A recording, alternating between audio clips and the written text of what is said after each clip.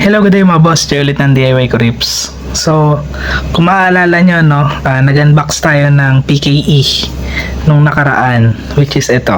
Yan. So, ang una muna natin gagawin, no, yung preparation muna. Ito yun. Yung wiring harness, kailangan natin i-analyze kung alin ba dyan yung mga gagamitin natin at yung mga hindi na natin kailangan. Para at least mabawasan yung wire na pakalat-kalat dun sa sasakyan. So, unahin muna natin to. Yan. So, actually ito kahit hindi ko na to tanggalin. Explain ko na lang sa inyo, no. So, ito is 6-pin socket. So, meron yan 6 na wire. Red, black, brown, blue, yellow, at saka white. So, eto, itong 6 na wire na to, lahat to gagamitin natin. So, hindi natin kailangan magputol, hindi natin kailangan magtanggal. So, ito siya. Dito sa pinaka-diagram natin, tuturuan ko kayo kung paano magbasa, no. Yan, dito sa pinaka-diagram natin, may 6-pin socket. So, yung kulay red, positive yan. So, ito yung all the time may 12 volts na supply. So, doon sa pinakasusian natin, meron doon wire na 12 volts supply. All the time meron yon. So, pagka i-install ko na to doon sa sasakyan, no, ituturo ko sa inyo kung ano yung color coding nito doon sa Toyota Wigo. Pagka binaklas nyo na yung mga panel, tapos nandun na kayo sa susian, tuturo ko sa inyo kung anong kulay ng mga wire doon. So, yung red, 12 volts na constant. Yung black, ayun na yung nasa negative yan, sa body ground. Tapos, etong brown, brown positive, on to, blue, positive, ACC, yellow, start, tapos yung white on 1. So, ano ba pinagkaiba-iba niyan? So, pagka naka-off yung susian nyo, pagka tinesting nyo lahat yan, isa lang dyan yung mayroong positive supply. Ito yun. Yung kulay pula. All the time kasi yan, meron 12 volts na supply. So, kahit na naka-off yan, meron na yun. So, pagka pinihit nyo ng isang beses yung susian nyo, which is yung ACC, so, aside dito sa kulay red, meron pa isang wire na magkakaroon ng positive supply, which is itong kulay blue. Yan. Ito, itatap nyo to doon sa ACC nung sasakyan nyo. Dati ito, magkaroon rin to ng positive supply pagka naka-ACC. Yan. So, yung mga initial na accessory nung sasakyan nyo, gagana na. Yan.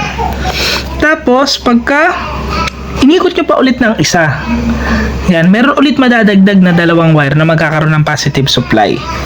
Doon papasok yung on 1 at saka yung on 2, which is yung brown at saka yung white. So, syempre, hanapin natin doon sa sasakyan natin kung saan natin itatap tong 2 to. Yan. Tapos, anong pinagkaiba nung on 1 at saka on 2? Anong pinagkaiba niyan 2 yan? Yan, o. Yung on 1, pagka ini-start nyo na yung sasakyan nyo, hindi siya mamamatay. Pero yung on 2, pagka ini-start nyo na yung sasakyan nyo, power is cut off when starting. So, yung on 2, pagka nag-i-start na kayo ng sasakyan, ito, mamamatay-matay ito. Ito, hindi. Tapos, ito naman, start na to, ito yung parang pinaka-starter natin. Ayan yung wala tong supply, nagkakaroon lang ng supply yan pagka nilagay nyo na sa start position yung susian nyo. Yan. So, ito, kumpleto to, gagamitin natin to lahat. Tapos, etong side naman na to, yan, 6 wires yan. Ito ang corresponding yan. Ito.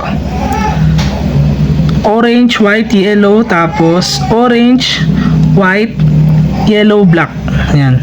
So, ito, hindi pa tayo pwede magputol ng wire dito kasi need ko pang i-check yung sa sasakyan. So, ito, itatabi rin muna natin.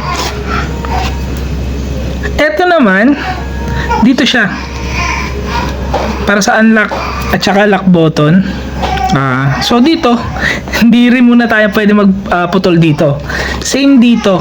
Kasi itong mga to, puro patungkol to sa pinto. So, kailangan natin tong i-check doon sa sasakyan muna kung positive trigger ba siya, negative trigger ba siya.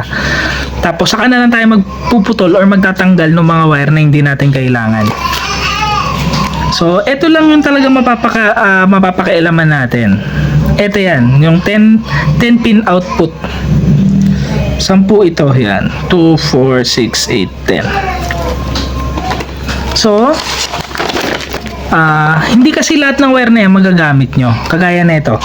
Kung makikita nyo, yung blue, kakabit daw sa door switch. Yan. So, kung di nyo pa alam, merong mga door switch yung pinto ng sasakyan. Try kong maglagay nung picture dito, kung ano itsura ng door switch. So, meron tayong negative. Yan. Tapos, meron pa tayo isa pang door switch dyan. Saan na yun? Door switch na isa. Ito. Side door switch na ang kulay ay red-black. Ito naman positive. So, isang positive, isang negative. So, doon sa sasakyan natin, sa Toyota Wigo, negative yun. Yan. So, ito kasi, naka-prepare ito, na universal. So, nagsusupply sila ng positive at saka negative.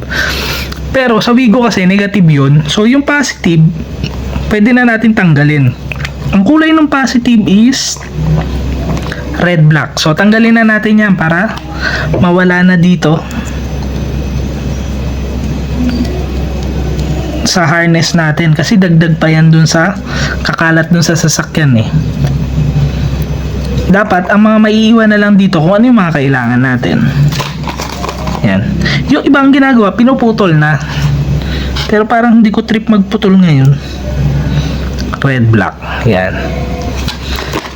Yung red black para yan doon sa door switch pero positive. Negative supply naman yung door switch natin. So ang ititira natin tong negative.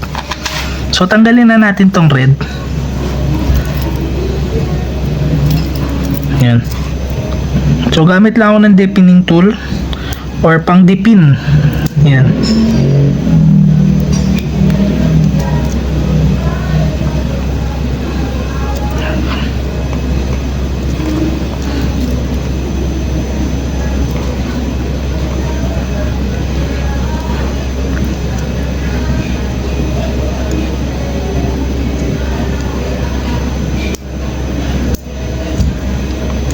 Yan. So, tinanggal lang natin. Ang gagawin nyo, susungkitin nyo lang dito sa side. Kabila ang side yan kasi meron yan lock Yan. So, ayaw mag-focus Dito, basta dito sa side na to, meron parang nakaangat. Susungkitin nyo lang yung kabilaan. Yan. So, tanggalin na natin to. So, meron tayong door switch. Okay ang gagamitin. Yung handbrake na negative supply, gagamitin din yan. So, hindi nyo kailangan tanggalin. Yung foot brake na positive, kailangan din yan. Car sirens, ito yung i-connecta nyo dun sa parang pinaka busina nung sasakyan nyo or dun sa speaker na kasama nito. Pwede yon. So, negative supply, mas maganda sana to kung positive supply to. Kasi positive yun doon sa sasakyan natin Pero isa lang siya, wala siyang counterpart na positive Car alarm sirens, negative. Dapat sana kung meron siyang positive, mas okay. So, pagka ganito, gagamit tayo ng relay dyan. Direction light positive. So, yung direction light, signal light yan Signal light ang ibig sabihin yan. Yan. Kung mapapansin nyo, dalawang direction light, parehas positive. Kasi kakabit nyo yan sa left and right signal. Oil pump, signal, positive. So ito, madalas hindi na to sa oil pump kinakabit Kinakabit na lang to dito sa may 12 volts na supply natin. Yung constant na 12 volts. Itong oil pump, sinasama na lang din dyan. Tapos, ito yung tinanggal natin kanina, side door switch, yung positive. Tinanggal natin, hindi natin gagamitin. Yan. Tapos ito tingnan nyo, trunk output, which is yung sa ating trunk release. Pahin kay remote. Dito yan, sa trunk release. Para ma-open yung pinaka-trunk. Ang Wigo, wala talaga siyang trunk release. So, pero ito kasing nabili natin, may trunk release to. So, pwede nyo paganahin. Bibili lang kayo ng actuator. Yan. So, dalawa siya. Isang positive, isang negative. Sa trunk release, maganda siya kung positive supply. Yan. So, yung negative na output, tanggalin na natin to, hindi na natin gagamitin yan, which is yung kulay white. Ito. Yan. Na-dipin ko na yan kanina eh. So, basically, nagtanggal tayo ng dalawang wire. Hindi natin to kailangan. Kasi pag hindi kayo nagpuputol nung ganito, dadami yung wiring nyo, kakalat. Yan. So, medyo marami-rami pa rin pala yung kukonekta natin. Yung iba nga pala, no, yung dito sa may handbrake na negative, minsan hindi na talaga nila nilalagay yan sa handbrake. Nilalagay na lang to dun sa body ground or dun sa metal part ng sasakyan. Hindi na talaga dun sa handbrake. Pero mas maganda to kung sa handbrake talaga ilalagay. Para alam nyo kung naka-engage talaga yung handbrake nyo o hindi. Yan.